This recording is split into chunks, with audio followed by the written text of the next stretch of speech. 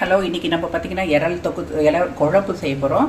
அதுக்கு வந்து இது கிங் சைஸ் இறால் பார்த்திங்கன்னா ஒரு 2-3 கட் பண்ணிவிட்டு அதில் மஞ்சத்தூள் உப்பு போட்டு ஒரு 5 நிமிஷம் ஊற விட்டுட்டு அதுக்கப்புறம் அலசி இதை நம்ம எடுத்து வச்சுக்கலாம். இதை வச்சு தான் இன்றைக்கி நம்ம வந்து இறால் குழம்பு செய்ய போகிறோம்.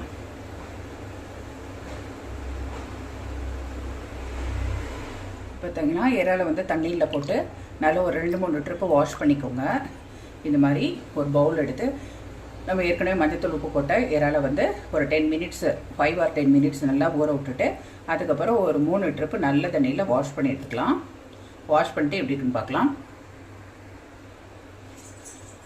வாஷ் பண்ணிட்டு வந்துட்டேன் பாருங்கள், எவ்வளோ சுத்தமாக இருக்குது. இந்த இறால் வச்சு தான் இது ஒரு 1/2 கிலோ இருக்கும். இந்த இறாலை வச்சு தான் நம்ம இன்றைக்கி இறால் குழம்பு செய்ய போகிறோம். 2 பச்சை மிளகாய் எடுத்து இந்த நீல வாக்கில் கீறிக்கோங்க. சின்ன வெங்காயம் ஒரு 20 சின்ன வெங்காயம், இதை வந்து நம்ம கட் பண்ணிக்கலாம். சின்ன சின்ன க்யூப்ஸை கட் பண்ணிக்குவோம். இந்த மாதிரி கட் பண்ணிக்கோங்க.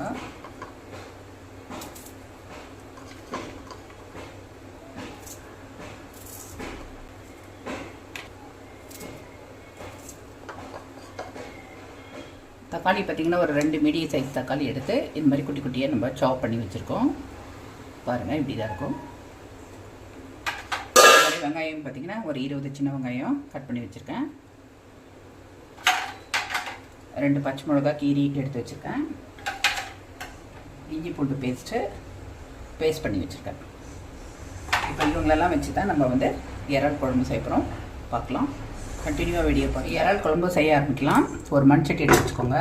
எப்போவுமே மண் சட்டி வந்து ஹீட் பண்ணுறது ரொம்ப ஹீட் பண்ணிடாதீங்க, ஏன்னா விரிசல் விடும். லைட் ஹீட் ஆனோடனே இப்படி சட்டி வச்சோடனே லைட் ஹீட் ஆகணும்.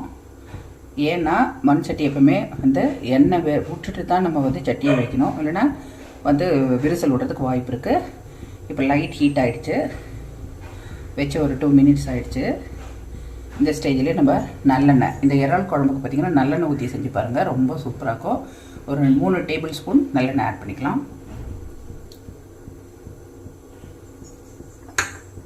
எண்ணெய் சூடாகட்டும். ஃபஸ்ட்டு ஆகிடுச்சு, எண்ணெய் காஞ்சிச்சு நல்லாவே. இந்த ஸ்டைலில் நம்ம ஒரு கைப்பிடி அளவுக்கு கருவேப்பிலை பருப்பு போட்டுக்கோங்க. கருவேப்பிலை நல்லா பொரியட்டும்.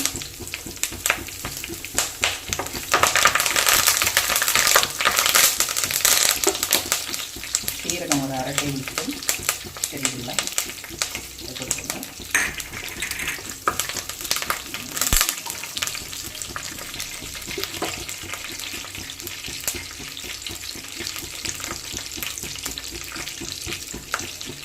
ஒரு 1/4 டேபிள் ஸ்பூன் கம்மியாக வெந்தயம் ஆட் பண்ணிக்கலாம். இதெல்லாம் நல்லா எண்ணெயிலே நல்லா பொரியட்டும்.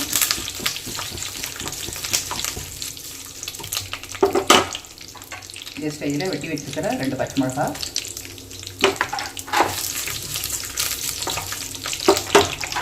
சின்ன வெங்காயம் ஒரு 20 சின்ன வெங்காயம் சின்னதாக கட் பண்ணி வச்சுருக்கேன், அதையும் ஆட் பண்ணிக்கலாம்.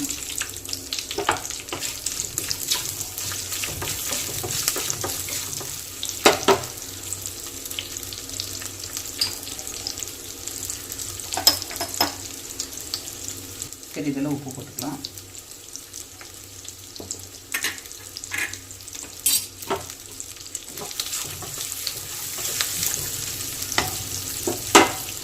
வெங்காயம் போட்டு ஒரு 2 மினிட்ஸ் ஆகிடுச்சு, நல்லா வதங்கிட்டு வருது.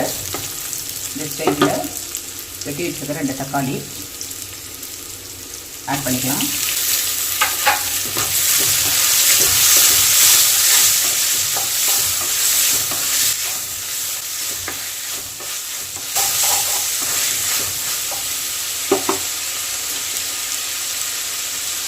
தக்காளி வெங்காயம் வதங்கிறதுக்கு பிஞ்ச் ஆஃப் சால்ட், சிறிதளவு சால்ட் சேர்த்துக்கோங்க.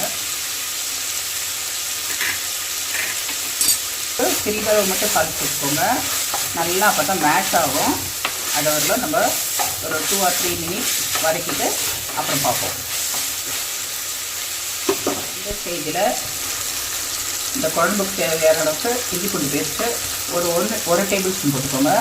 இன்றைக்கி ப்ரான் அளவு பார்த்திங்கன்னா 500 கிராம். போட்டு அதையும் போட்டு நல்லா இதோட வதக்கிடுங்க.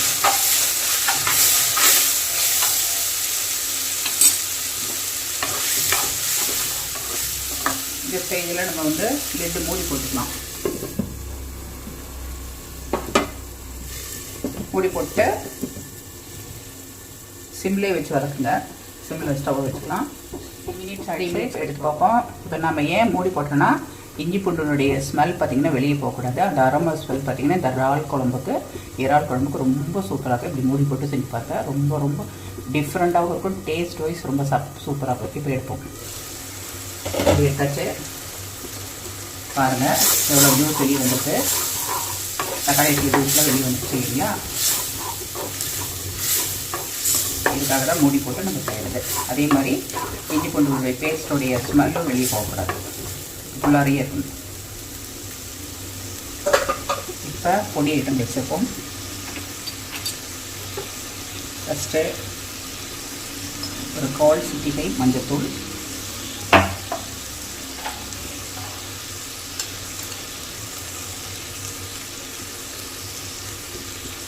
இப்போ 1 டேபிள் ஸ்பூன் தனியாத்தூள், ஒரு 1.5 டேபிள் ஸ்பூன் போட்டுக்கலாம். இது 1 டேபிள் ஸ்பூன் பிளெயின் மிளகாத்தூள். இது வந்து சீரகத்தூள் வந்து 1/2 டேபிள் ஸ்பூன். மிளகு 1/2 டேபிள் ஸ்பூன். உப்பு இப்போ ஆட் பண்ணிக்கலாம். 1/2 டேபிள் ஸ்பூன் உப்பு. ஸ்டவ் வந்து எப்பவுமே ஸ்லோ ஃப்ளேமில் வச்சுக்கோங்க. அப்போ தான் உங்களுக்கு மசாலா ஐட்டம்லாம் தீயாமல் இருக்கும். இப்போ நல்லா மசாலா ஐட்டத்தை கரண்ட் போயிடுச்சு, இருந்தாலும் நான் உங்களுக்கு வீடியோ எடுத்துருக்கேன். போட்டு நல்லா அப்படி கலக்கி வச்சுக்கோங்க. வச்சுட்டு நம்ம லிட்டு போட்டுக்கலாம். மூடி போட்டு ஸ்லோ ஃப்ளேம்லேயே ஒரு 3 மினிட்ஸ் நல்லா குக் ஆகட்டும். பச்சை ஸ்மெல் போட்டோம். மசால் போட்டு 3 மினிட்ஸ் ஆகிடுச்சு. நம்ம வந்து லிட்டை ஓப்பன் பண்ணி பார்ப்போம், மூடி எடுத்து பார்ப்போம். பாருங்கள், இந்த அளவுக்கு இருக்கணும். மசாலாவுடைய பச்சை ஸ்மெல்லாம் போயிடுச்சு. இந்த ஸ்டேஜில் நம்ம வந்து ஒரு 1/2 கப் அளவுக்கு புளி தண்ணி எடுத்து வச்சுருக்கோம், அதை ஆட் பண்ணிக்கலாம். இறால் குழம்புக்கு புளி தண்ணி ஊற்றி செஞ்சு பாருங்கள், ரொம்ப அருமையாக இருக்கும். நல்லா கலந்து விட்டுக்கோங்க.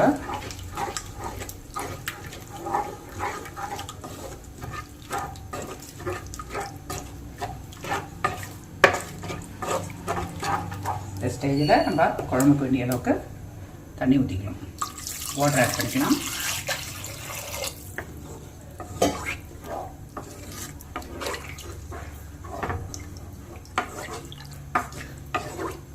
தண்ணி ஊற்றியாச்சு.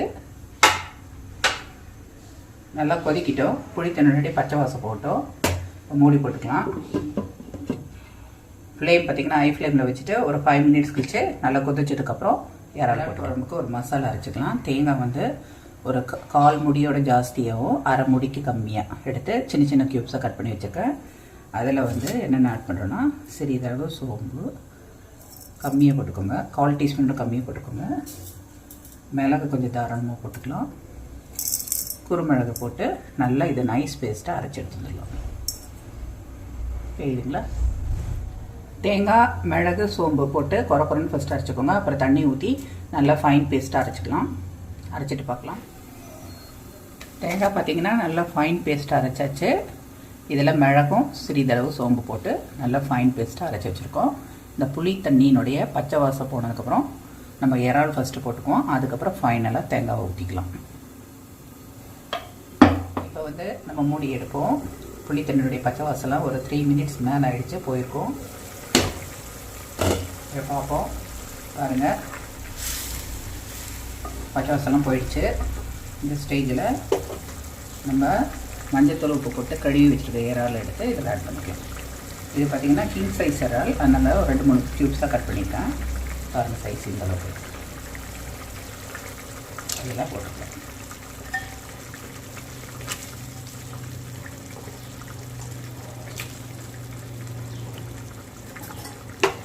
நல்லா கலந்து வச்சுக்கோங்க.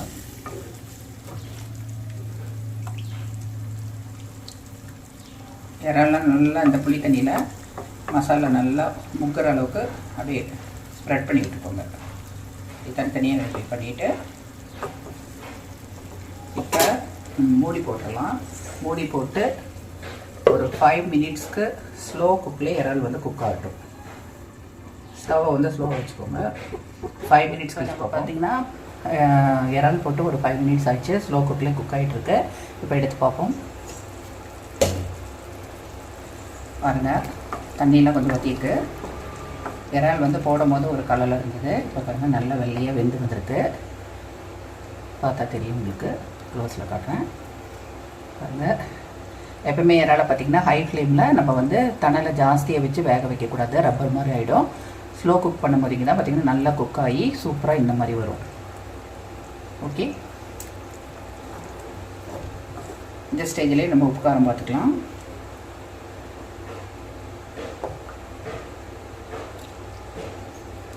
உப்பு காரம் ஓகே, கரெக்டாக இருக்குது. இப்போ அரைச்சி வச்சுருக்க தேங்காய் ஊற்றிக்கலாம். தேங்காய் பழம் ஊற்றலாம், தேங்காய் ஊற்றிக்கலாம். நான் தேங்காய் ஊற்றுறேன். நம்ம இறால் குழம்பு செய்யணும் இல்லைங்களா, திக்காக இருக்கும்.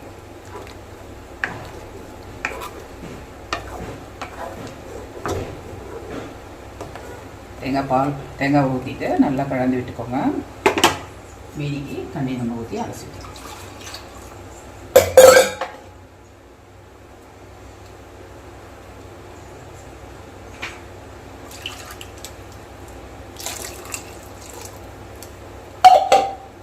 குழம்புனுடைய அளவு பார்த்தீங்கன்னா உங்களுக்கு திக்காவோ இல்லை தண்ணி பதத்தில் வேணுன்றது உங்களுக்கு எவ்வளோ தண்ணி தேவையோ அந்த அளவுக்கு நீங்கள் ஆட் பண்ணிக்கோங்க உங்கள் டேஸ்ட்டுக்கு தகுந்த மாதிரி. இதுவே போதுமானதாக இருக்கும். பாருங்கள், இந்த மாதிரி தான் இருக்கும் இறால் குழம்பு. நல்லா வந்து கொதிக்கிட்டோம்.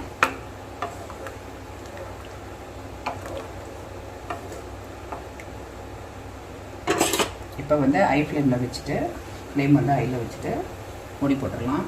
நல்லா கொதிக்கிட்டோம். ஒரு 5 மினிட்ஸ் நல்லா கொதிக்கிட்டோம். அதுக்கப்புறம் ஒரு 3 மினிட்ஸ் மேலே ஆகிடுச்சு. இப்போ எடுத்து பார்ப்போம் குழம்பு எந்த மாதிரி வந்துக்கிட்டு.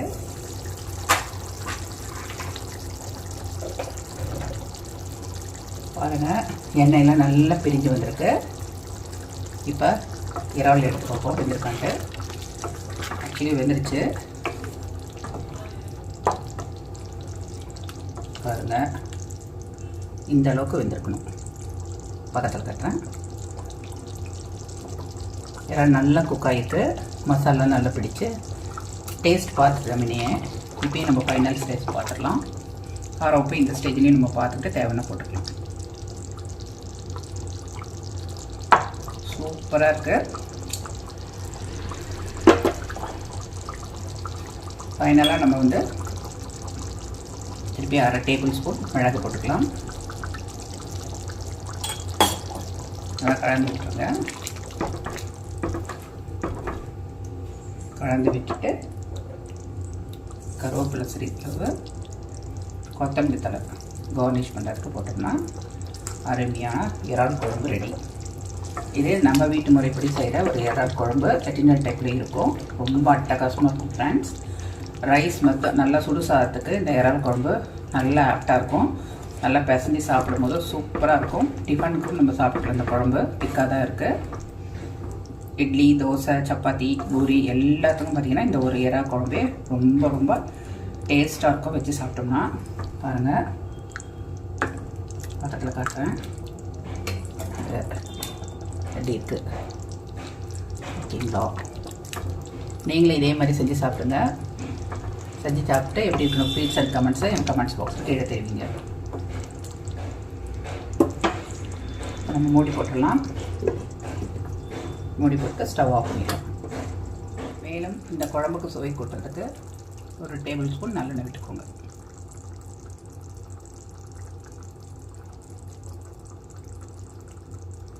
அவ்வளோதான் ஃப்ரெண்ட்ஸ், அருமையான இறால் குழம்பு ரெடி. இப்படி கலந்து விட்டுக்கலாம். இது இன்றைக்கி செஞ்சுட்டு நாளைக்கு சாப்பிட்டு பாருங்கள், ரொம்ப டேஸ்ட்டாக இருக்கும். மீன் குழம்பு மாதிரியே தான் இந்த இறால் குழம்பு ரொம்ப ரொம்ப அட்டகாசமாக டேஸ்ட்டாக இருக்கும். நான் சொன்ன மெத்தட்லேயே ஒரு மெத்தடை கூட ஸ்கிப் பண்ணாமல் செஞ்சு பாருங்கள். கண்டிப்பாக உங்களுக்கு ரொம்ப பிடிக்கும். செஞ்சு பார்த்துட்டு எப்படின்ற கமெண்ட்ஸ் அண்ட் ஃபீட்பேக்ஸை என்னுடைய கமெண்ட்ஸ் பாக்ஸுக்கு எடுத்துருக்கீங்க என்னுடைய சேனலுக்கு. ஓகே, மூடி போட்டுடலாம். இப்போ சர்விங் பிளேட்டில் இறால் குழம்பு எடுத்து வச்சுக்கலாம்.